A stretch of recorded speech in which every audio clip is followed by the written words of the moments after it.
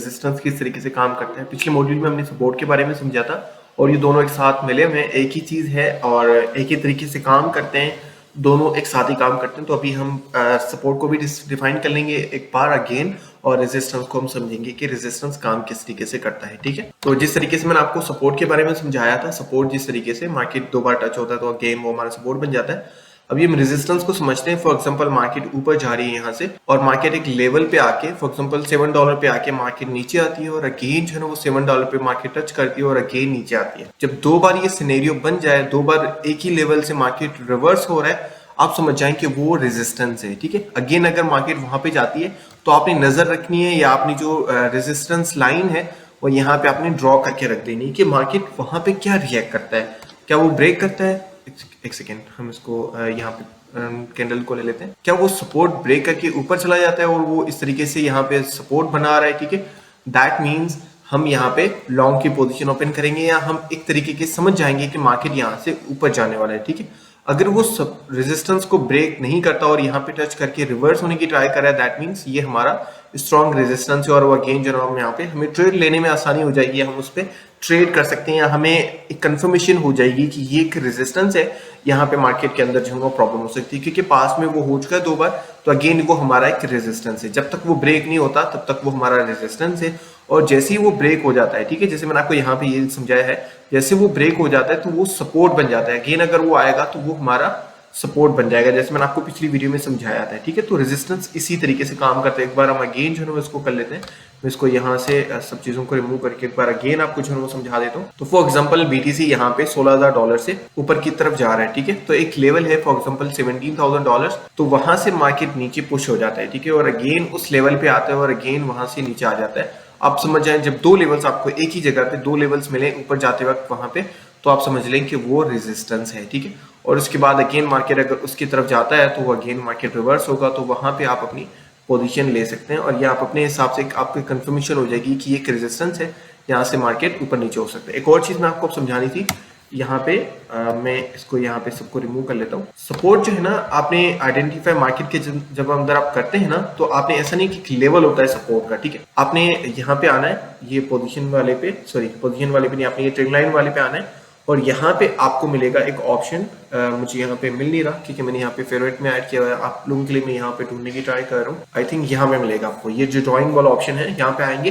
Rectangle, आप यहाँ पे क्लिक करेंगे तो यहाँ पे आपका एक लेवल बनता है। आप इस तरीके का एक लेवल बनाएंगे जहाँ पे सिर्फ एक प्राइस नहीं होती। फॉर एग्जाम्पल सम टाइम जो है ना मार्केट जब हम हमारा सपोर्ट बनता है, हम इसको ब्रश में ले लेते हैं, सॉरी हाँ, जब मार्केट नीचे आ रही होती है तो सपोर्ट जो है ना एक लेवल होता है। ठीक है, इस तरीके का, तो एक लेवल होता है, एक एरिया होता है जिसको हम सपोर्ट कहते हैं। ठीक है, इस तरीके का। ठीक है, अभी हम यहाँ पे जो है वो डॉट में ये सब चीजें समझ लेते हैं प्रैक्टिकली ताकि आपको और अच्छे से समझ आए। ओके, हम यहाँ पे ड्राइंग्स को रिमूव कर लेते हैं। फॉर एग्जांपल हम यहाँ पे थोड़ा सा जो है वो बड़े टाइम फ्रेम में जाते हैं, 1 डे के टाइम फ्रेम में जाते हैं। ओके, हम इसको थोड़ा सा पास्ट में भी लेके जाएंगे। ओके, आई थिंक हमें वीकली में जाना पड़ेगा। ओके, अभी हमने क्या करना है, सपोर्ट का मतलब क्या, अभी हमने यहाँ से सपोर्ट आइडेंटिफाई करना है कि सपोर्ट कहाँ पे है। ठीक है, एक तरीका है, यहाँ पे आप सपोर्ट जो लाइन है यहाँ पे आप ड्रॉ कर ले। अभी हम सपोर्ट रेजिस्टेंस दोनों को मिक्स कर देंगे। ठीक है, यहाँ पे आप ड्रॉ कर देंगे, यहाँ पे ये एक सपोर्ट है। ठीक है, फॉर एग्जाम्पल हमने इसको देखिए ये कर लिया। ठीक है, एक तरीका है जो कि आप यहाँ पे रेक्टेंगल लुक को लेके और उसके बाद आप एक एरिया को जो है वो सपोर्ट बनाते हैं कि ये वाला जो एरिया है ये एक सपोर्ट है। ठीक है, ये वाला ज्यादा बेहतर है। मैं जब भी ट्रेड करता हूँ तो वो इसी तरीके से करता हूँ, एक लाइन नहीं होता, एक एरिया नहीं होता यार। सपोर्ट का मतलब ये होता है कि वो एक एरिया है जहां पे मार्केट सपोर्ट लेगा। अगर मैं यहाँ से बाइंग की पोजीशन ओपन करूंगा तो मैं किस तरीके से करूंगा, अपनी जो बाय है वो यहाँ पे थोड़ी सी यहाँ पे बाइंग लगाऊंगा, थोड़ी सी यहाँ पे लगाऊंगा, थोड़ी सी यहाँ पे लगाऊंगा, तो इस पूरी एरिया में जो अपनी बाइंग एंट्रीज है वो मैं यहाँ पे लगा दूंगा, ये सपोर्ट में है। अब रेजिस्टेंस भी सेम तरीके से काम करता है, मैंने आपको यहाँ पे अगेन एक्सप्लेन कर देता हूँ और यहाँ पे हमें इनफैक्ट प्रूफ भी मिल गया इस चीज का कि ये किस तरीके से काम करता है। अगर हम यहाँ पे देखेंगे तो अगर हम सिर्फ एक लाइन ड्रॉ कर लेते हैं यहाँ पे कि भाई एक रेजिस्टेंस है जो कि ऑलरेडी यहाँ पे हमें लग रहा है कि रेजिस्टेंस है, लेकिन जैसे मैंने आपको नीचे बताया अगर हम एक एरिया की तरह लेंगे इसको कि एक एरिया है जहाँ पे हमारा एक रेजिस्टेंस बन सकता है, देन आप यहाँ पे देख सकते हैं हमें जो चीज मिल गई है वो यहाँ पे ये चीज मिली है। तो यहाँ पे अगर मैं बाइंग करूंगा तो सेलिंग भी मैं इसी तरीके से करूंगा, मैं यहाँ पे सारी अमाउंट सेल नहीं कर दूंगा, मैं थोड़ा सा अमाउंट रखूंगा और थोड़ा सा ऊपर जाने दूंगा और वहां पे मैं अपनी सेलिंग लगा दूंगा। तो रेजिस्टेंस सपोर्ट सिर्फ लाइन का मतलब ये होता, आप एक एरिया जो थोड़ा सा एक एरिया होता है, सपोर्ट एरिया या रेजिस्टेंस एरिया होता है जहां पे आपने जो है वो अपनी लाइंस, अपना एक एरिया आपने जो है ना वो ड्रॉ कर लेना है कि ये वाला एरिया है जहाँ पे ये एक रेजिस्टेंस एरिया है, ठीक है। तो अगर हम यहाँ पे देखेंगे, अगर डॉट का रेजिस्टेंस एरिया देखेंगे तो सिर्फ एक ये एरिया नहीं है, एक लाइन नहीं है, और यहाँ पे हमें एक इनफैक्ट प्रूफ भी मिल गया है ये किस तरीके से काम करता है। उसको यहाँ से रिमूव कर लेते हैं। ओके, तो अगर हम यहाँ पे इसी लाइन को ले लेते हैं कि ये एक रेजिस्टेंस है जहाँ पे मार्केट ने 2 बार इसको 3 बार इनफैक्ट इसको टच किया है, तो हम यहाँ पे ट्रेड नहीं कर पाते। हम अपनी सारी जो सेलिंग है वो यहाँ पे कर लेते हैं और हमारा जो एक बहुत बड़ा प्रॉफिट है यहाँ पे वो हमारा मिस हो जाता है। अगर हम इसको यहाँ पे प्रॉफिट कैलकुलेट करें परसेंटेज में तो ये ऑलमोस्ट बनता है 14%, ठीक है। तो 14% प्रॉफिट हम यहाँ पे मिस कर लेते हैं, ठीक है। तो हम इतना प्रॉफिट भी मिस नहीं करना चाहते, इसलिए हम अगर हम यहाँ पे बाइंग भी करेंगे तो अगर हम एक लेवल को देख के उसके बाद हम अपनी बाइंग कर लेंगे तो या तो हम एंट्रीज मिस कर लेंगे या तो हम अपने हिसाब से एक प्रोफेशनल ट्रेडर नहीं कहलाएंगे। तो अगर आप प्रोफेशनल ट्रेडर कहलाना चाह रहे हैं तो आपको सपोर्ट रेजिस्टेंस को सिर्फ एक लाइन की तरह ड्रॉ नहीं करना, लाइन भी अपनी ड्रॉ करनी है, उसके बाद आपने एक एरिया सेलेक्ट करना है। ये वाला एरिया जो है आपका रेजिस्टेंस है, यहाँ ये वाला एरिया आपका सपोर्ट है, ठीक है। अभी जो है ना हम अगेन थोड़ा सा छोटे टाइम फ्रेम में चलते हैं और रेजिस्टेंस को एक बार अगेन प्रैक्टिस कर लेते हैं।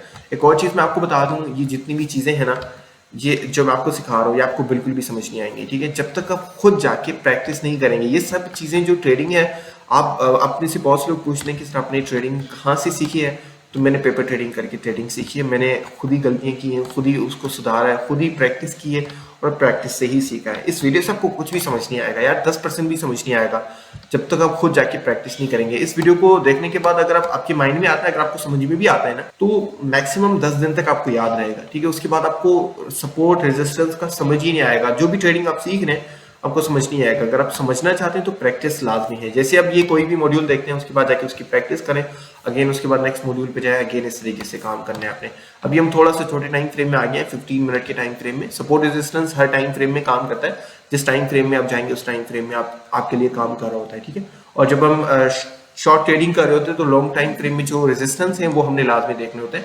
फॉर एग्जाम्पल अभी मैं 5 मिनट की टाइम फ्रेम में ट्रेड कर रहा हूँ, तो यहाँ पे हमें एक रेजिस्टेंस नजर आ रहा है जो कि हमारा ये वाला लेवल है, जो कि आप देख सकते हैं पहले एक बार टच हुआ, उसके बाद यहाँ पे एक बार यहाँ पे, उसके बाद यहाँ पे। अब यहाँ पे अगर मैं एक्टिव हूँ, मैं देख रहा हूँ कि रेजिस्टेंस किस तरीके से काम करता है, तो मैं क्या करूंगा, और यहाँ पे कैंडलस्टिक ट्रेडिंग जब आपको हम सिखाएंगे तो यहाँ पे एक रिवर्सल कैंडल बन गई है और वहां पे हमारा एक रेजिस्टेंस भी था। तो यहाँ पे हमारी जो है एक वैलिड ट्रेड बनती है, हम अपना रिस्क ले सकते हैं और हम एक शॉर्ट की पोजीशन यहाँ से ओपन कर सकते हैं, ठीक है। और जैसे हम यहाँ पे शॉर्ट की पोजीशन ओपन करेंगे तो हमारा जो स्टॉप लॉस वो बहुत ही करीब होगा। स्टॉप लॉस हमारा रेजिस्टेंस है उससे थोड़ा सा ऊपर होगा, बस 1% भी नहीं। और अगर हम प्रॉफिट को देखेंगे यहाँ पे तो प्रॉफिट भी 1% ही है ऑलमोस्ट। अभी हम इसको थोड़ा सा नीचे ले आएंगे क्योंकि हमें सपोर्ट को देखना है, ठीक है। उसके बाद सपोर्ट को देखेंगे, सपोर्ट कहाँ पे है, तो सपोर्ट को हम यहाँ पे आइडेंटिफाई करेंगे कि ये वाला हमारा सपोर्ट है, तो और इसके बाद ये वाला भी सपोर्ट है हमारा, तो हम सपोर्ट पे अपनी पोजीशन क्लोज कर देंगे। तो प्रॉफिट कितना है यहाँ पे 1.52% और लॉस कितना है 0.4%, ठीक है। तो इस तरीके से आपने अपनी ट्रेड करनी होती है। अगर कोई भी एक्टिव इंसान यहाँ पे होता तो अपनी ट्रेड को इस तरीके से मैनेज कर लेता। अच्छा, अभी फॉर एग्जांपल अगर आप यहाँ पे शॉर्ट टाइम फ्रेम में ट्रेड कर रहे हैं तो सबसे पहले आपने देखना है कि 1 आवर टाइम में और 4 आवर टाइम फ्रेम में रेजिस्टेंस कौन कौन से हैं, ठीक है। उसके बाद आपने शॉर्ट टाइम फ्रेम में आपने ट्रेड करनी है।